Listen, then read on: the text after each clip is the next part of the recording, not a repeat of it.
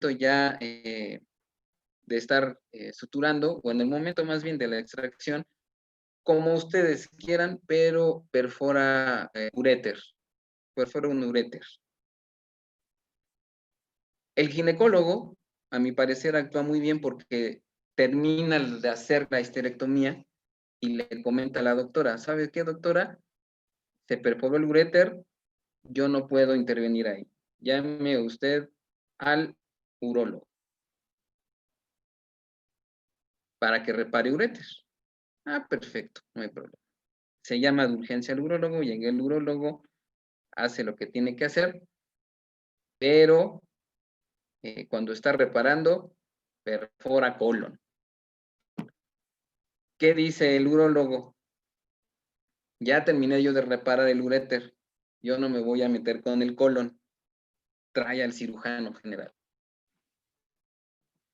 Bueno, pues, para no hacer muy larga esta reseña, llega el cirujano general, también repara, aparentemente todo bien, cierra, la paciente comienza a chocarse en las horas posteriores y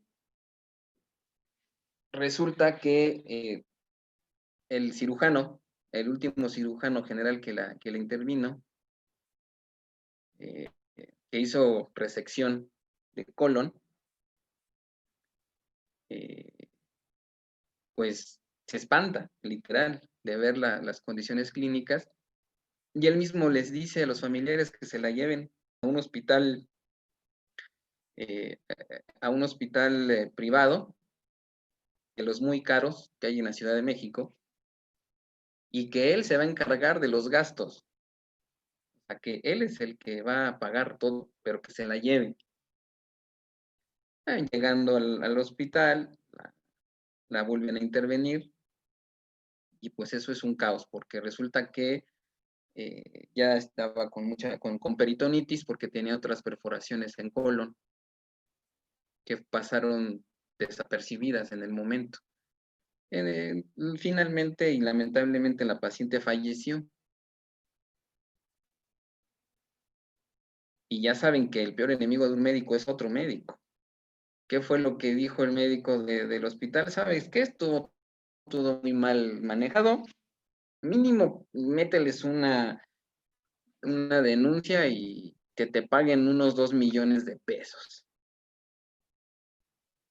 Y pues ahí empieza el problema, porque tardó el asunto como 5 años en resolverse, y al momento la única que estuvo detenida, que estuvo en prisión, fue el médico tratante, el médico general.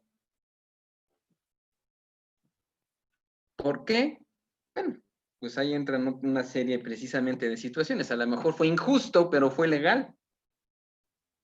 Precisamente porque los otros médicos argumentaron que ella estuvo interviniendo y que ella no tenía la capacidad ni la legitimidad para estar allá adentro, cuando todos sabemos que podemos intervenir como ayudantes. Pero bueno, legalmente rompieron la cadena por el eslabón más débil, y fue por ahí. Algo que debemos de entender es que la mala praxis, el evento adverso y el error médico son cosas distintas. A veces también lo entendemos como sinónimo y no es así.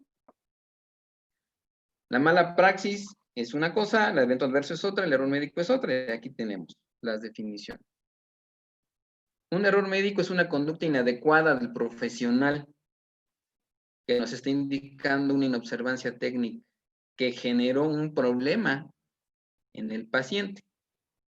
Y este error médico pudo ser ocasionado por impericia, por imprudencia o por negligencia.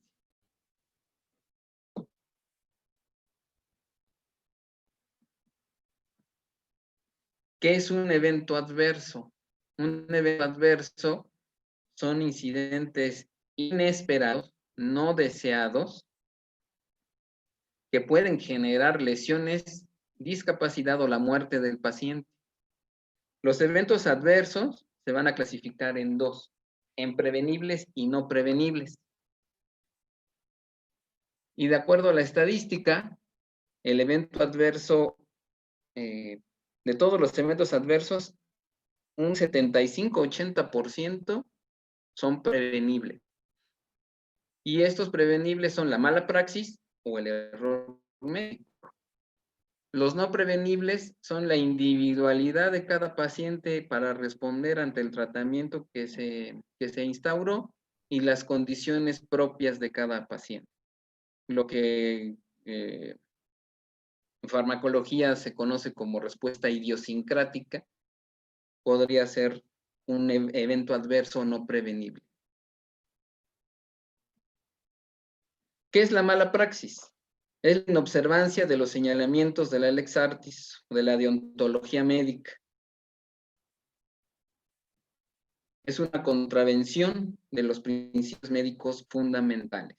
Aquí tenemos un ejemplo en la caricatura. Digo, es obvio que no podemos nosotros sacar un electrocardiograma únicamente con el estetoscopio. Entonces, el médico, ¿qué es lo que está haciendo? Está presentando una inobservancia a lo que nos indican las normas, a la manera correcta de realizarlo.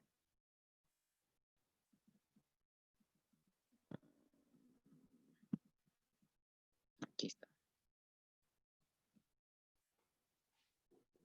¿Qué es la impericia? La impericia es la falta de experiencia, la falta de habilidad en el ejercicio de la medicina, la falta de habilidad para realizar algún procedimiento que nos va a llevar a una iatropatogenia. ¿Qué es la imprudencia? Es realizar un acto con ligereza, sin adecuadas precauciones. Es una conducta contraria a lo que el buen sentido aconseja. ¿Y qué es la negligencia? Porque siempre es muy común utilizar el término negligencia médica, pero la negligencia es la omisión al cumplimiento del deber con conocimiento de causa, teniendo los medios para ello. Es un descuido, es una omisión. Impericia, imprudencia y negligencia van a ser de estas. Con cualquiera de estas tres, nosotros podemos incurrir en un error, y ese error puede generarnos responsabilidad jurídica.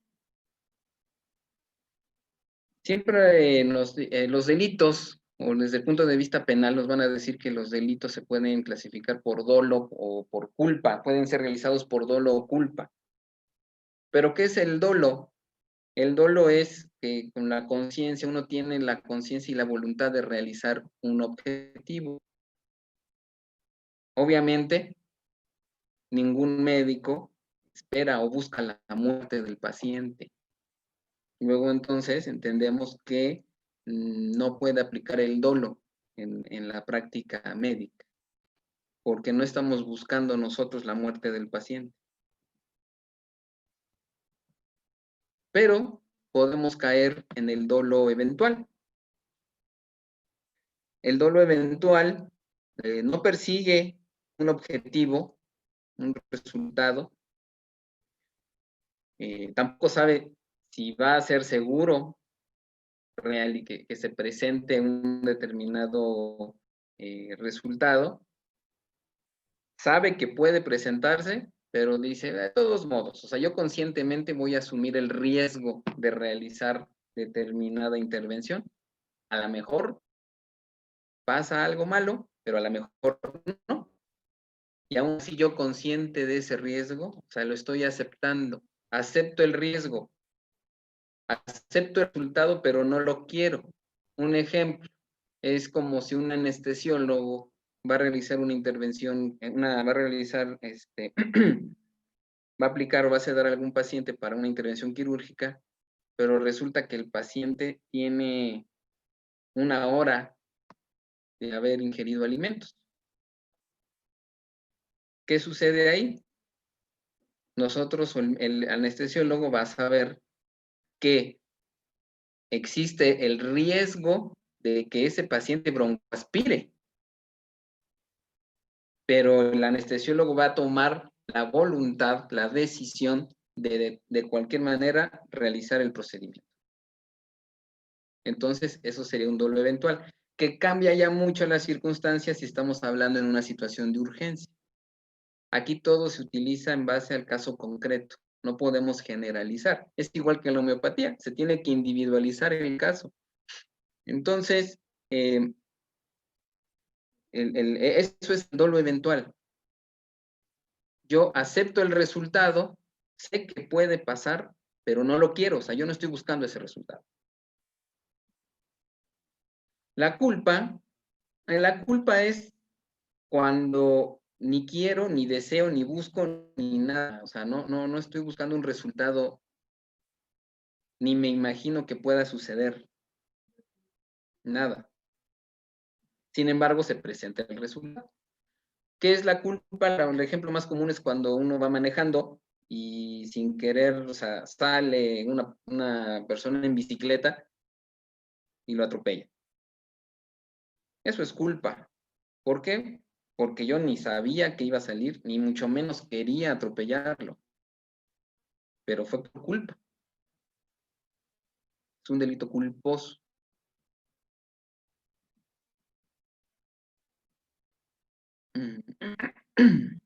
¿Dónde están? A ver. Aquí encontramos otra que es elementos de la culpa en la práctica. Encontramos la precipitación y la inobservancia. La precipitación es actuar apresuradamente.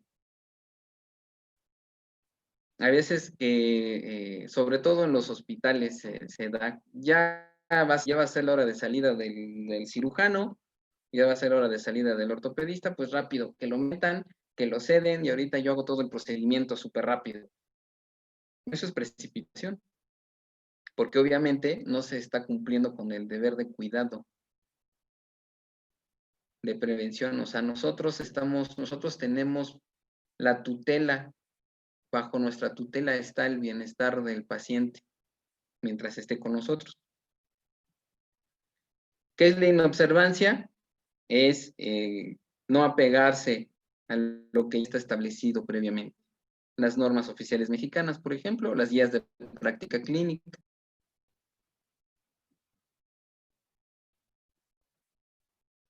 ¿Qué son los tratamientos negligentes, por ejemplo? Aquí es donde también entra parte me ha tocado también, lamentablemente, un compañero homeópata, donde tenía un diagnóstico certero. El diagnóstico certero era un CA de mama, pero el tratamiento fue negligente, y fue negligente toda vez que, y muy en ese caso concreto, aclaro, muy en ese caso concreto, le indicó únicamente tratamiento homeopático por más de 3 meses a la paciente. El resultado fue la metástasis de SSA y el fallecimiento de la paciente.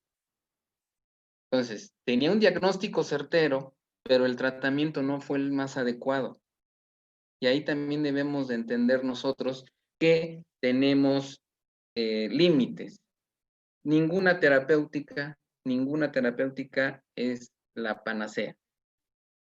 Entonces, todo debemos de tener y conocer los límites de cada una de esas terapéuticas, la que nosotros querramos.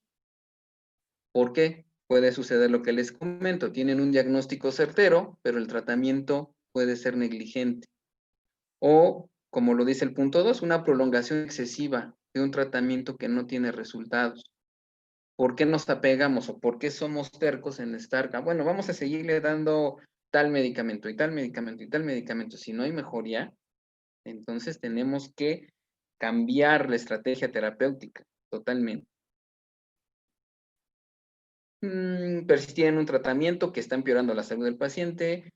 Es negligente también el abandono del paciente durante el tratamiento, que también me ha tocado ver eso, y ahí sí con todas las terapéuticas, donde, bueno, ya no veo que avance, híjole, pues ni modo, ¿sabe qué? Yo ya no lo puedo atender, búsquese otro médico. ¿Y eso cuándo es? Cuando ya se dieron cuenta de que o avanzó más la enfermedad o no están teniendo el resultado esperado. cuando que de acuerdo y por mera ética, es decir, ¿sabe qué? No está funcionando nuestra terapéutica, lo voy a canalizar con el especialista, lo voy a canalizar con otro compañero que tiene más experiencia en el manejo de este tipo de pacientes, no sé, pero tampoco, o sea, a veces no se hace, nos aferramos y caemos en este tipo de negligencia. Prescripción de medicamentos previamente contraindicados al paciente, aunque pueden resultar nocivos, omisiones o errores en la receta médica, o prescripción por parte del médico de tratamientos que son propios de una especialidad que no posee. Eso también sucede mucho cuando hay médicos alópatas que mandan homeopatía y no tienen una formación homeopática. Entonces, eso sucede o viceversa, donde el médico homeopata que no tiene mucha experiencia en el manejo de ciertos medicamentos, los indica. Entonces debemos de tener cuidado, debemos de tener muy claros los límites, hasta dónde podemos actuar con la terapéutica, con la que estemos utilizando. En este caso, con la homeopatía.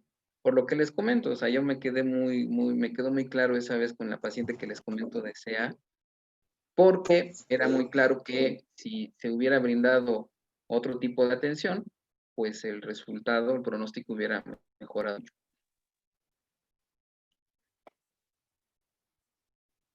Cuando el paciente cree o considera que nosotros hicimos nuestro trabajo mal, lo que hace, y qué bueno que lo hace así, se va a la CONAMED. Y la CONAMED mete una queja. La CONAMED tiene también su propio reglamento, procedimientos para atender estas quejas. ¿Y qué nos define o qué nos dice la CONAMED que es una queja? Es una petición a través de la cual una persona física, por su propio interés o en defensa de un tercero, solicita la intervención de la CONAMED por dos razones. Porque se le negó el servicio médico o por la irregularidad en su prestación. Solamente por esas dos circunstancias se pueden presentar quejas ante la CONAMED. ¿Qué es la irregularidad en la prestación de servicios médicos? Es acción o omisión en la atención médica que contravenga las disposiciones que la regulan por negligencia, dolo o impericia. O sea que nosotros sí cometimos algún error. Bueno, en este caso, al ver de los pacientes o de los familiares. Aquí en esta situación me tocó alguna vez también acompañar a una paciente. No puedo hablar de otras terapéuticas que desconozco, pero en este caso concreto le habían ofrecido desintegrar litos vesiculares y le hablo de litiasis vesicular que medían, el más chiquito medía entre 3 y 5 milímetros, o sea, eran grandes. Entonces, le prometieron, era a la hija de esta persona, fue con una persona que se decía ser homeópata, que lo que hizo no tiene nada que ver con homeopatía, pero bueno, por una cantidad de dinero bastante fuerte, le dijo que la iba a internar un día completo y que ese día iba por la tarde noche iba a arrojar las piedras. Es una abogada, la mamá, dice, bueno, está bien, vamos a ver, vamos a probar, se le saca un ultrasonido previo, listo. Aparecen los litos. Acude, se queda todo un fin de semana ahí en la casa, porque era una casa, y le dan, todo el día la tuvieron con jugo de manzana y con sulfato de magnesio.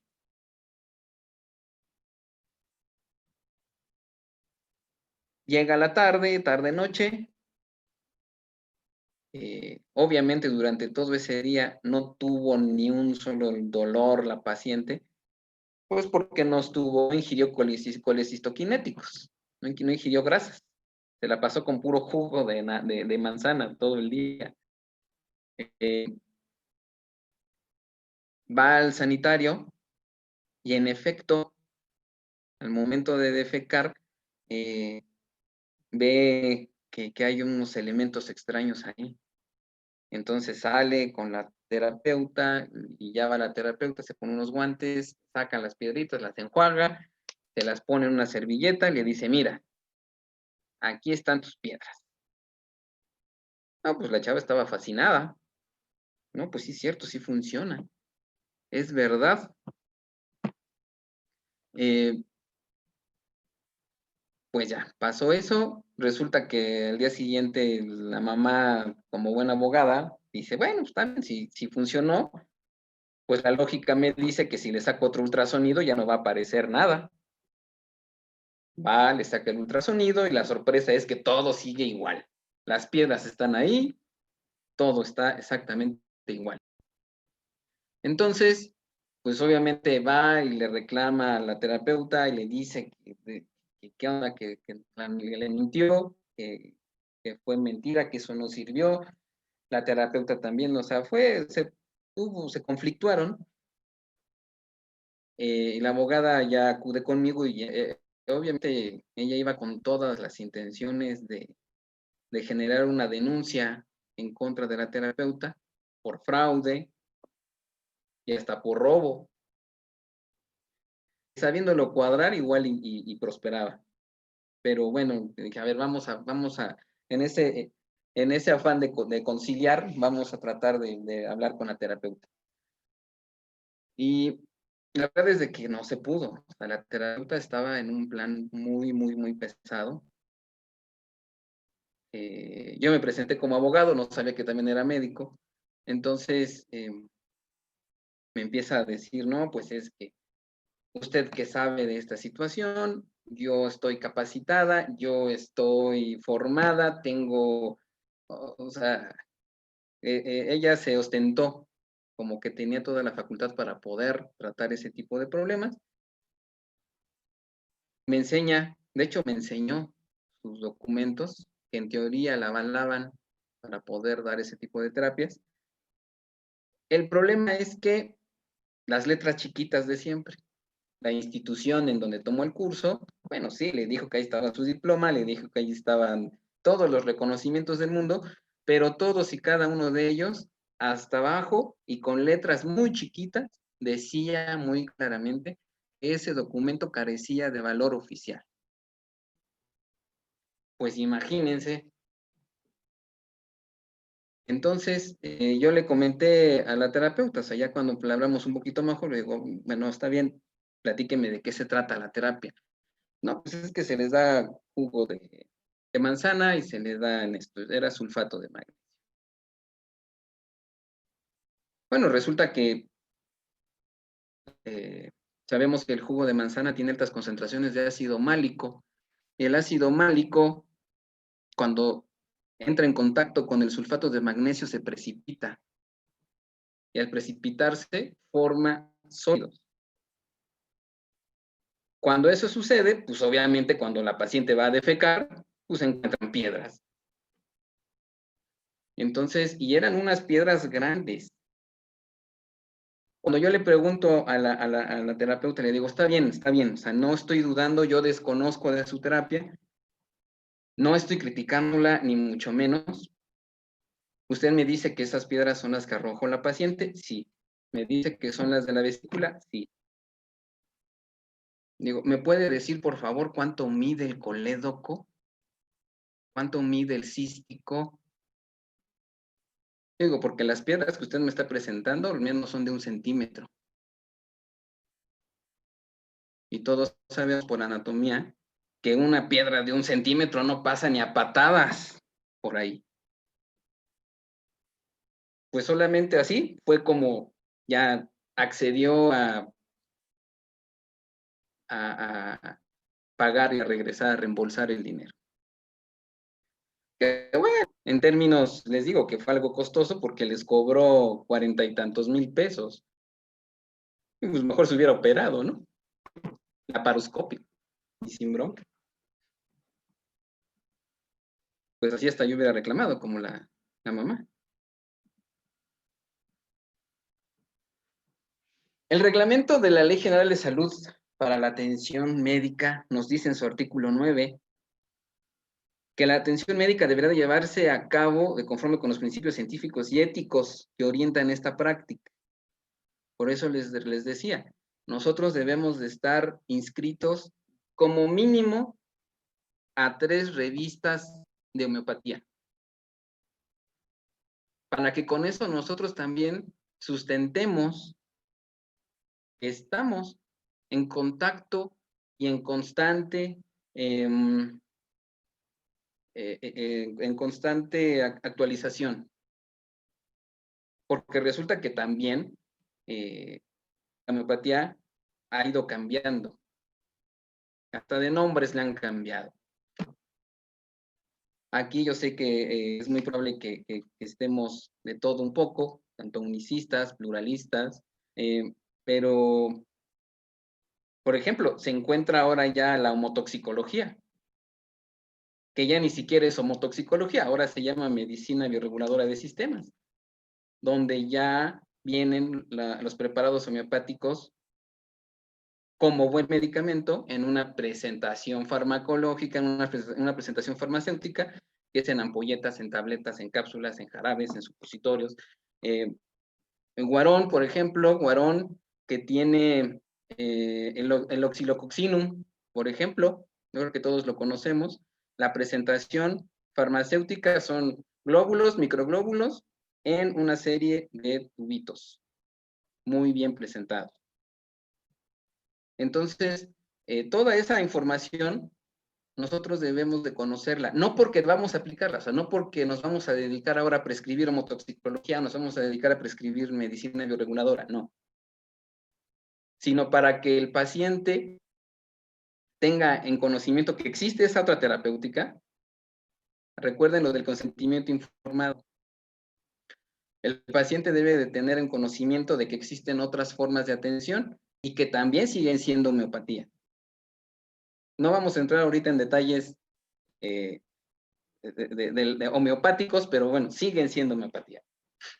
Entonces, es obligación nuestra decirle al paciente que existen esas otras opciones.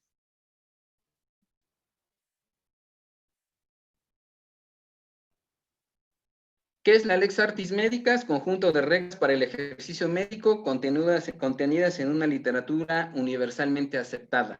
Les decía del Sevier, hay revistas alemanas, hay revistas españolas de homeopatía. En México existe también Homeopatía de México, así se llama la revista, que nosotros debemos de tener en contacto para poder sustentar todo nuestro acto médico. Debemos de fundamentarlo y motivarlo. ¿Por qué estamos actuando como lo hacemos? No podemos decir, bueno, pues es que se me ocurrió porque siempre me ha funcionado. También sabemos que hay médicos homeópatas que se enamoran de uno de los medicamentos y a todos, belladona, como si fuera paracetamol. Belladona para todos, árnica para todos. Y pues obviamente, de acuerdo al método homeopático, eso es incorrecto. Debemos de individualizar. Principios éticos de la práctica médica, hay toda la bioética y la deontología. La deontología yo les sugiero mucho que tomemos un libro de deontología médica. Casi no nos los enseñan. Bueno, de hecho, podría decir que no nos lo enseñan. La deontología médica, el deber ser del médico. Es una cuestión más filosófica, pero es necesaria. Y más ahorita en estos tiempos, ¿eh? Yo se los sugiero mucho que busquen un buen libro de deontología médica, Ya después, más adelante, si es posible, le dejo al doctor o bueno, le envío o lo subo ahí un libro de deontología médica que está muy, muy accesible y muy entendible, porque es importante que lo conozcamos. Doctor, doctor Jesús, Sí. ¿le parece bien si en 10 minutos terminamos la ponencia para dar el espacio de preguntas y respuestas porque está cargadito el chat? ¿Le parece? Ok, claro que sí. Sí, ya, de hecho ya casi se termina la presentación. Perfecto, gracias. Ok. En México, ¿cómo está integrada esta Lex Artis? Por literatura magistral que emiten las universidades, por la bibliomerografía indexada, que son revistas internacionales, información emitida por institutos de salud que investigan, publicaciones que demuestren mérito científico y validez estadística, los criterios que pueda fijar la Secretaría de Salud en determinado momento. Para nosotros, en lo particular, la farmacopea homeopática de los Estados Unidos mexicanos, diccionarios de especialidades farmacéuticas, que de hecho en la farmacopea homeopática hay un libro muy interesante, no lo recuerdo, por aquí lo debo de tener, pero es farmacognosia, dice, se llama farmacognosia y no recuerdo qué otra, pero son de puras plantas mexicanas, y técnicamente lo que hacen es como ver, el estudiar todo el efecto homeopático de las plantas mexicanas, y prácticamente ahí sacan otra farmacopea.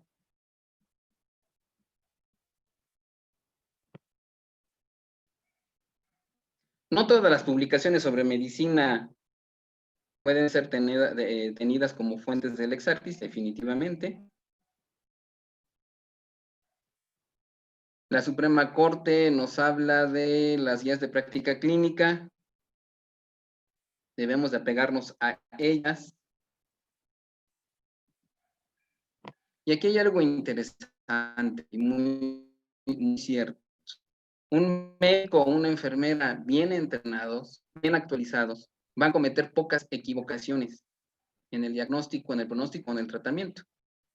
Y si las llega a cometer, lo va a detectar rápidamente y las va a poder corregir. En cambio, cuando el médico es ignorante, va a cometer los errores, no los va a detectar o los va a detectar muy tarde. Es por eso que nosotros necesitamos estar actualizados.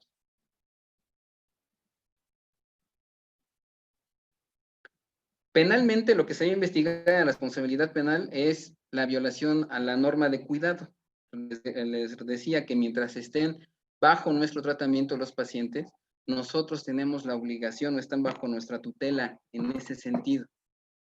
Tenemos nosotros una responsabilidad de cuidado con los pacientes. De hecho, existe un tipo penal que es abandono de persona. En este caso, el abandono de persona implica con el abandono del paciente. No podemos dejar nosotros al paciente en estado de indefensión, así de, bueno, no funcionó el tratamiento, adiós, me desaparezco. Y ya no empiezo a contestar llamadas y ya no le respondo, y si me va a buscar resulta que nunca estoy, porque eso ya constituye o puede constituir un delito.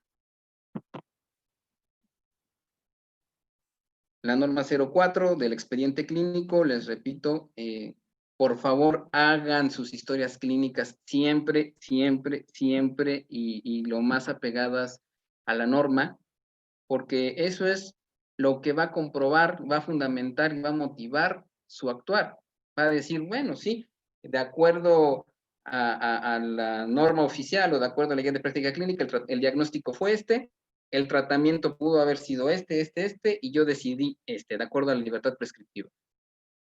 Pero todo va en un orden. Y todo eso va registrado en el expediente clínico.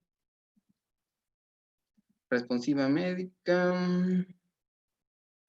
Bueno, cabe mencionar que de acuerdo al 469 de la Ley General de Salud, nosotros estamos obligados a atender a cualquier paciente que nos lo solicite en situación de urgencia.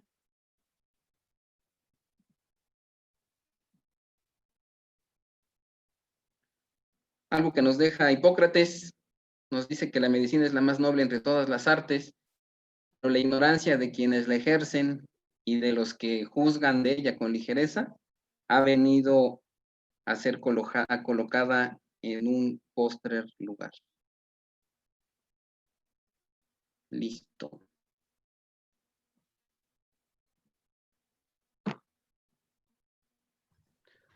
Agradecerle, doctor Jesús, por la gran ponencia que nos ha regalado. Ahora sí, vamos a entrar a lo que sería el apartado de preguntas y respuestas, ya que hay muchos colegas que están interesados en varias cuestiones. La primera es, de acuerdo a la fracción 2, en mi caso, mi matriculación es licenciado. ¿Ahí entra en fracción 2 o se debe de revalidar? Dice. Los licenciados en homeopatía, Jesús, ¿cómo ves?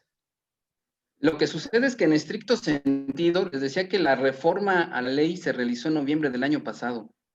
Hasta antes del año pasado, cuando se fundaron muchas de las escuelas que generan licenciados en homeopatía, no había problema, porque la misma ley nos decía que los homeópatas, así a secas homeópatas, podían o estaban facultados para prescribir los medicamentos. Sin embargo, a partir de noviembre del año pasado, cambia radicalmente y nos dice que únicamente médicos homeópatas pueden prescribir los medicamentos homeopáticos. Entonces, en estricto sentido, hablando a nivel federal, por así decirlo, o sea, en todo el país no podría aplicar. Sin embargo, cabe mencionar que en las normatividades estatales y dada la soberanía que tiene cada estado, puede decidir qué tipo de oficios, qué tipo de profesiones pueden requerir o no de un título en particular. Entonces, en este caso, por ejemplo, Guadalajara, es un caso muy concreto. En Guadalajara hay varias escuelas que ofrecen la licenciatura en homeopatía que para fines del Estado son legales. Entonces, mientras estén en el Estado, no hay ningún problema. Pero el licenciado en homeopatía que quiera ejercer como tal en otro estado que no tenga ese mismo tenor, pues no está cometiendo o está más bien llevando una inobservancia a la ley general. Muy bien. Aquí nos dice también otra pregunta. ¿Licenciatura entonces no permite prescribir o recetar? Les decía que en apego a la ley general, no. Ok, muy bien. ¿Cuál es la diferencia? Aquí está. ¿Qué necesita tener una institución que brinda licenciatura en homeopatía? ¿Qué cédula o cómo debe o tiene que estar operando?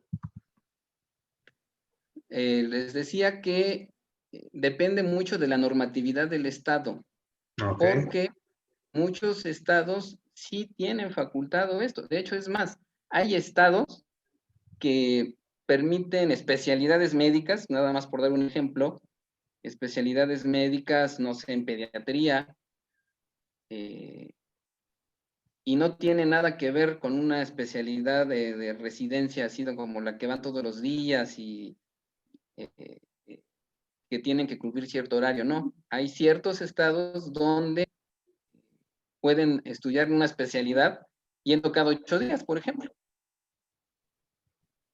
Y Okay. les dan la cédula de especialista, pero únicamente para ese estado, porque es ese estado el que está facultando.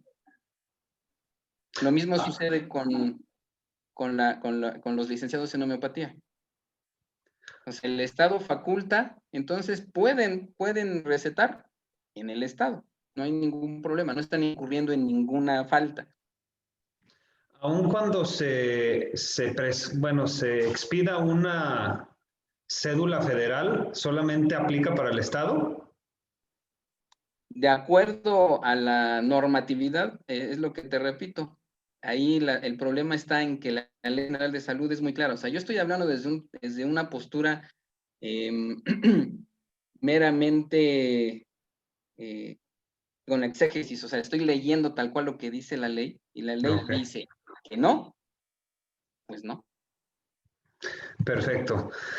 Ok, aquí dice, me interesa saber, estoy en una escuela, no investigué esa parte, ya me preocupé. Bueno, ya todos están entrando como una etapa de preocupación.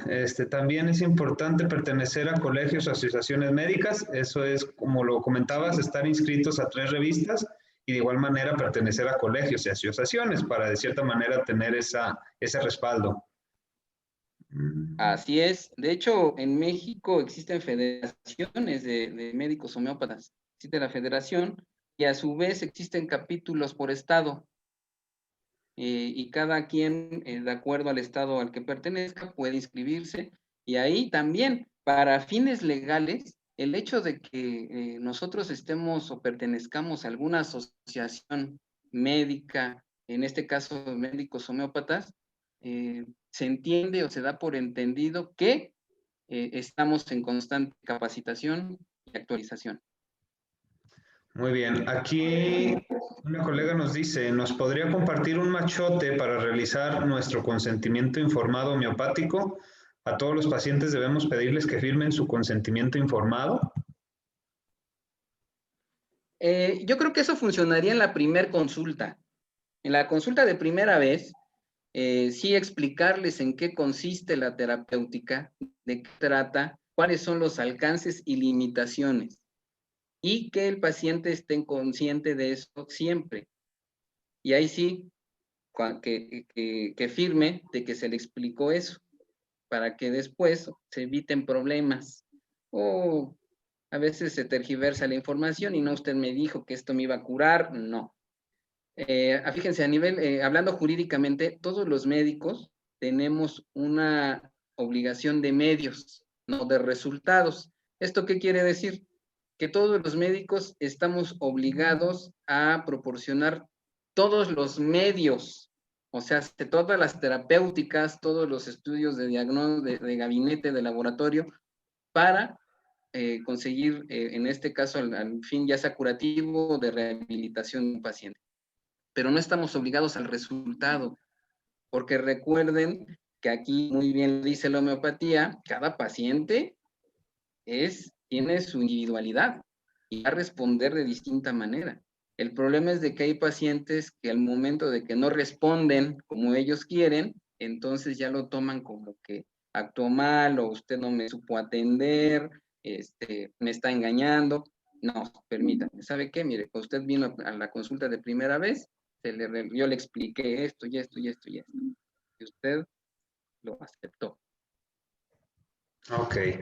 Aquí tenemos 2 preguntas interesantes. Dice, doctor, 2 preguntas. Primera, ¿qué consecuencia legal va a tener un licenciado en homeopatía que cursó la carrera durante 4 años por prescribir medicamentos homeopáticos? Y la segunda, ¿la licenciatura en enfermería puede prescribir los medicamentos autorizados por la Ley General de Salud de forma independiente o tiene que ser en el marco de una institución de salud?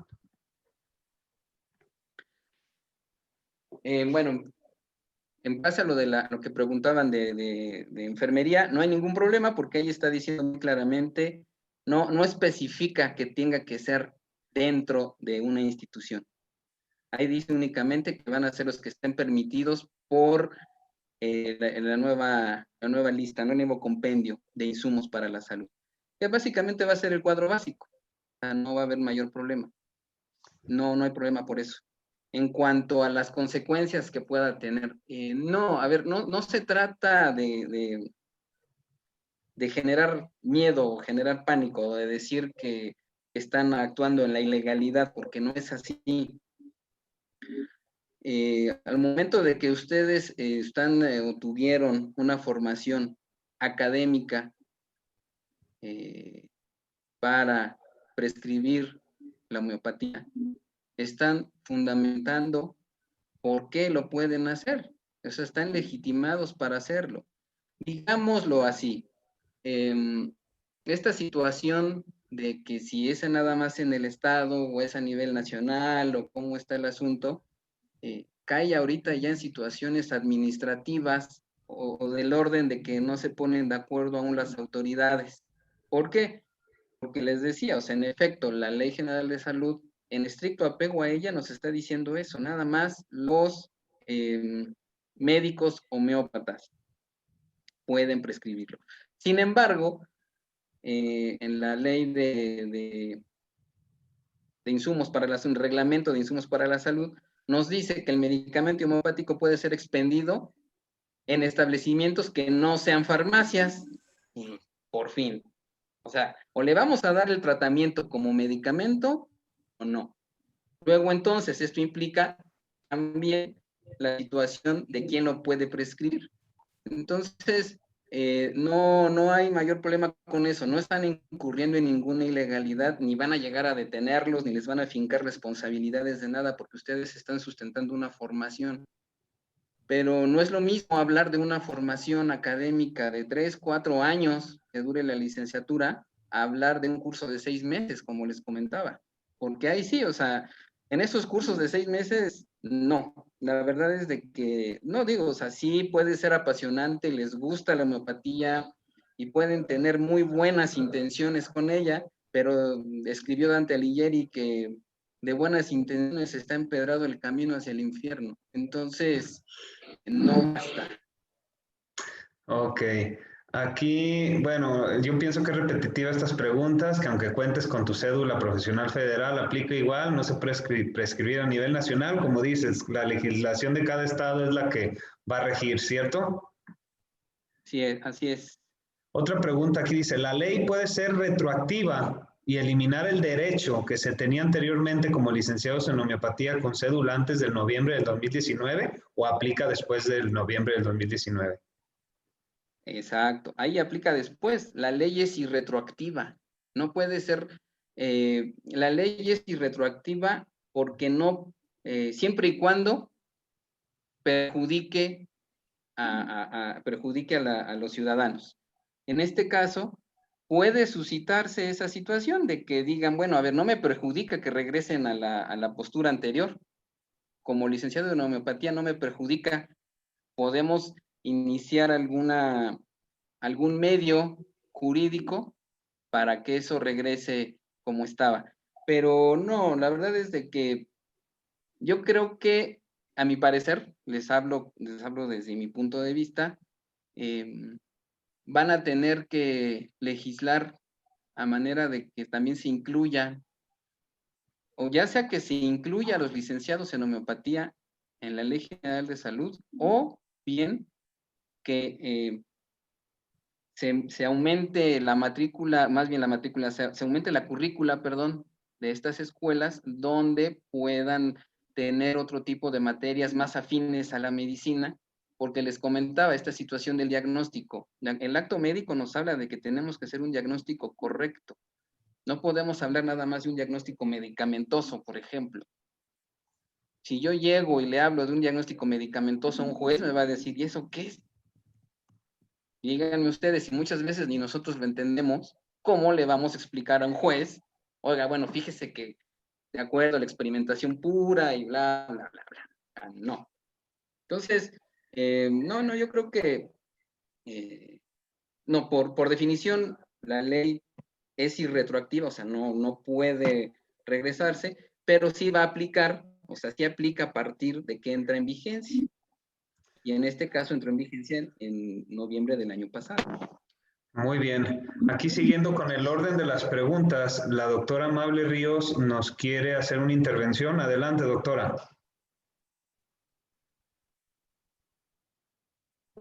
Su micrófono está silenciado. Hola, buenas noches. Buenas Doctor noches. de la Vega. Soy una de las representantes de las escuelas y hace aproximadamente 6 años cuando salió la primera reforma al artículo 28 bis. Fuimos a México, Sí. nos presentamos en el Congreso y el doctor Morotti en ese tiempo nos atendió y se hizo en el Congreso una junta que iba apenas a iniciar porque quitaron en ese tiempo la figura del homeópata. Entonces estábamos peor. Posteriormente se hizo otra reforma, volvimos a ir otro grupo, y en este del 2019, en efecto, nada más pusieron la figura del médico homeópata. Pero aquí los compañeros, los licenciados, en realidad, como yo le digo a todos mis alumnos, lo único que podemos decir y que ustedes no tienen ningún problema, no digan medicamento. Prescribimos remedios homeopáticos. Incluso el doctor George Vitulcas, en todos sus seminarios, jamás lo van a escuchar decir medicamento. Siempre dice wet remedy, medicamento, remedio único. Y nosotros, para evitarnos este problema, decir remedio y se acabó. Si las farmacias no quieren quitar el nombre de medicamento homeopático y poner remedio, que es otra cosa. Ahora, el detalle de las cédulas. Por supuesto que pueden ejercer desde Baja California hasta Quintana Roo, todo lo que es la República Mexicana, incluso yéndose a otros países. En otros países hay reglas como los abogados, como los médicos, los cuales tenemos que sujetarnos a ciertas materias que allá dan y que nosotros tenemos que actualizarnos, ¿sí? Bien, en este caso, en mi institución se lleva el tronco común de medicina y de homeopatía. Por lo tanto, lo que usted dice que la historia clínica, la propedéutica, los métodos de diagnósticos, todo lo tienen que conocer. ¿Por qué? Porque cuando un paciente, por ejemplo, como están ahorita en boga las demandas, ellos se pueden, pues, ¿cómo dirías? O sea, ellos se pueden amparar mediante su título y su certificado de materias, como usted acaba de decir, que el genio homeopático. Pues claro que no, nada más el genio homeopático, no. Hábleme de patología, hábleme de dermatología, hábleme de oncología, de radiología, de microanálisis, análisis clínicos, X, hábleme usted de todo, incluso de psiquiatría, para que usted me dé realmente un buen diagnóstico, porque si me habla nada más del genio homeopático, pues no, ¿verdad? Ahora, las escuelas creo que estamos registradas es porque cumplimos con todas las normas.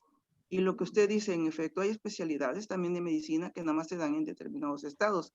Pero cuando es una cédula federal, que es entre la Secretaría de Educación Pública, el cual emite un REBOE, eso no puede ser revocado, a menos que las instituciones cometan fraude o alguna cosa que no cumplan. Pero los alumnos que salen de esas escuelas sí están respaldadas. Y el 28 bis hay mucha controversia. En efecto, cuando salió hace 2 años, en el 2019, muchos dijeron, ya somos médicos, homeópatas. No, un momento. Ahí dice que los médicos homeópatas son los que pueden prescribir, sí, medicamentos. Ustedes evitan todo diciendo remedios y se acabó. No hay ningún problema y no hay por qué temer. Siempre y cuando, como dice el doctor, estudien su licenciatura de 4 años más 2 de su especialidad. Entonces, si una persona ya es licenciado y está estudiando una especialidad, pues obvio es que puede ejercer, porque ahorita COFEPRIS está, pero sí al día. Y ya no tanto antes era salubridad, ahora salubridad ya quedó atrás, es COFEPRIS. Sí. Y si ustedes no tienen ningún problema con COFEPRIS, están del otro lado. Eso sí, para ejercer tienen ustedes que tener su título y su cédula colgaditos. Antes que título la cédula, que es con la que realmente uno se ampara. Pues es todo. Muchas gracias. Gracias, doctora Amable. Gracias, doctora. Bien, aquí es importante desglosar ciertos puntos, ciertos aspectos. Si bien es cierto, George Vitulcas, como bien comentaba, nos habla de los remedios, tenemos que entender que nosotros estamos sometidos a una estructura jurídica mexicana. En esa estructura jurídica, como les comentaba, está la Constitución. El cuarto constitucional dice, bueno, va a surgir la Ley General de Salud. La de la Ley General de Salud difiero con usted cuando dice, bueno, que los alumnos o que los egresados indiquen remedios homeopáticos. El problema es que en la ley no aparece el término, o sea, en la ley no existe el remedio homeopático. En la ley existe el medicamento homeopático. Los medicamentos, de acuerdo al artículo 221 de la Ley General de Salud, se clasifican de dos formas, en base a su preparación o en base a su naturaleza. En base a su preparación se dividen en dos nada más, en magistrales y en oficinales. Párenle de contar. Pero en base a su naturaleza, los medicamentos homeopáticos se dividen en alopáticos, homeopáticos y herbolarios. Entonces, ¿qué es un remedio? Un remedio, en general, lo vamos a entender como aquella sustancia que se abre, que se brinda o que se da a un paciente o a una persona, pero más bien basado en la cuestión práctica y empírica, tradicional, por así decirlo. Un ejemplo muy claro de un remedio, un té de manzanilla. ¿Te duele el estómago? Tómate un tecito de manzanilla. Eso es un remedio, no es un medicamento. Entonces, para fines legales, no hay remedios homeopáticos, hay medicamentos homeopáticos. Si ustedes utilizan el término remedio homeopático, lleva implícito que es empírico, que no tiene una formación científica, que no lleva una formación académica, que se está prescribiendo porque así se prescribió desde siempre y así me enseñó mi abuelita, pero no porque existe una formación. O sea, ahí lleva aparejada la contradicción. No hay demás, o sea, son medicamentos homeopáticos y yo creo que tienen que decirlo con todas sus letras. O sea, estoy prescribiendo un medicamento homeopático porque lejos, o sea, de ahí, si yo como abogado les pregunto y lo que les comenté hace un momento, ¿no? Bueno, ¿qué es lo que prescribimos alopáticamente, por decirlo? ¿Fármacos o medicamentos? Y no lo sabemos, aquí aplica lo mismo, ¿qué es lo que estamos prescribiendo? Medicamentos o remedios. Aún el remedio, fíjense, el remedio, de acuerdo a la COFEPRIS, para poder obtener su registro, es muchísimo más fácil que cualquier medicamento, aún siendo medicamento homeopático. ¿Por qué? Porque para el uso de los remedios, les repito, nada más basta es el uso tradicional y consuetudinario de ese mismo medicamento para un fin específico. Se me ocurre y pudiera aplicar a lo mejor los globulitos de árnica a la sexta decimal que vende Simile que encuentran en cualquier farmacia. En cualquier farmacia usted llega y les dice, quiero unos chuchitos de árnica y se los dan. ¿Pero por qué? Porque me enseñó mi abuelita, me dijo mi mamá, me enseñó mi bisabuelo y así se pasó. Eso es un remedio, eso sí funcionaría como un remedio. Porque lo estamos utilizando en base a la experiencia nada más, no a una experimentación científica real. En cambio, cuando usted indica, no sé, carcinosinum, por ejemplo, carcinosinum por ningún motivo puede ser un remedio. Sorinum, ningún osode, ningún bioterápico puede ser remedio. Todos son forzosamente medicamentos. Entonces, yo creo que sí es importante ahí entender que nos estamos rigiendo bajo una legislación mexicana y la legislación en México nos dice que hay medicamento homeopático, no existe el remedio homeopático. Entonces, y no hay problema, la verdad es de que lo que les comentaba, yo creo que es importante decir, yo lo que indico son medicamentos homeopáticos y no van a incurrir en ningún error, precisamente por lo que usted comentaba, doctora. Tienen una formación académica y fue lo que también yo les hacía alusión. Hay una formación académica que sustenta el por qué ustedes están indicando y por qué están facultados y legitimados para prescribir medicamentos. pero tan así como para cambiarle, no, porque digo, ya llevaría implícita la contradicción. Me estás diciendo que estudiaste, o sea, imagínate, ya analizando, me estás diciendo que estudiaste para prescribir remedios, entonces, sin querer, también estamos, digamos que, bajando de categoría al medicamento homeopático. No, no son remedios, son medicamentos. Y eso está en la Ley General de Salud en el 221.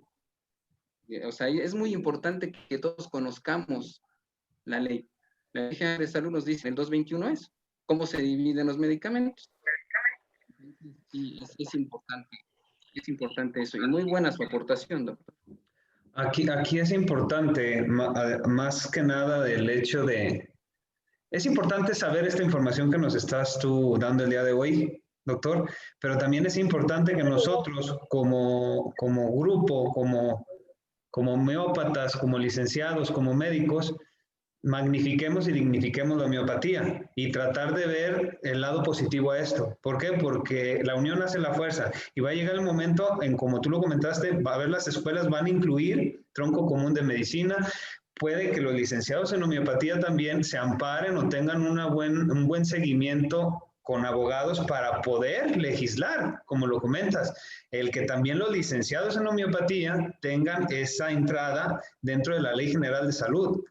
¿Por qué? Porque están capacitados, tuvieron una preparación de 4, 6, 8 años, dependiendo cada uno de ellos, porque no solamente existe especialidad en terapéutica homeopática. Conozco muchos colegas y específicamente varios colegas de Chiapas que estudian una maestría en homeopatía.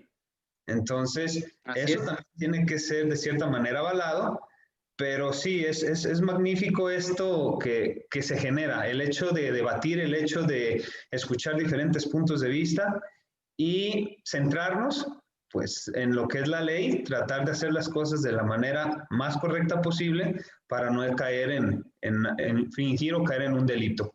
Entonces, pues ya teniendo el tiempo, como dicen, encima, no me queda más que agradecerte, doctor Jesús de la Vega, por tu participación el día de hoy dentro de esta ponencia en el espacio de Hablemos de Homeopatía.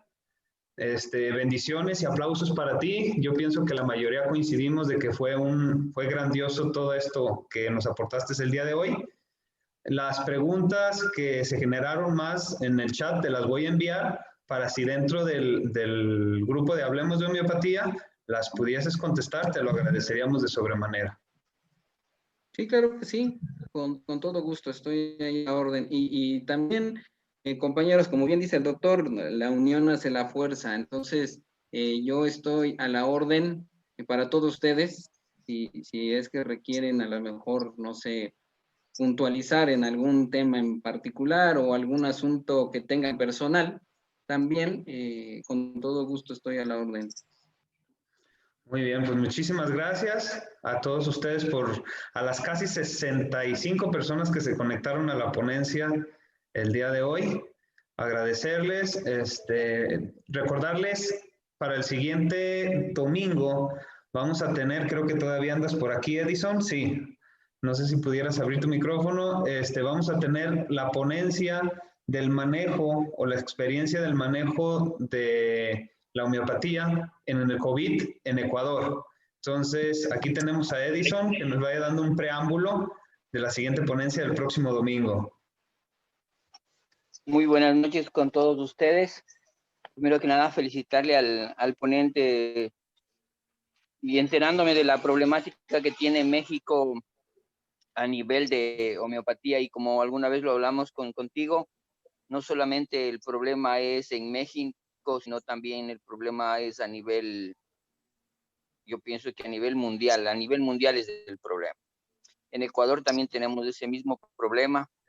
Nosotros también somos 40 años en donde no somos reconocidos ni siquiera como médicos, diciendo médicos. En el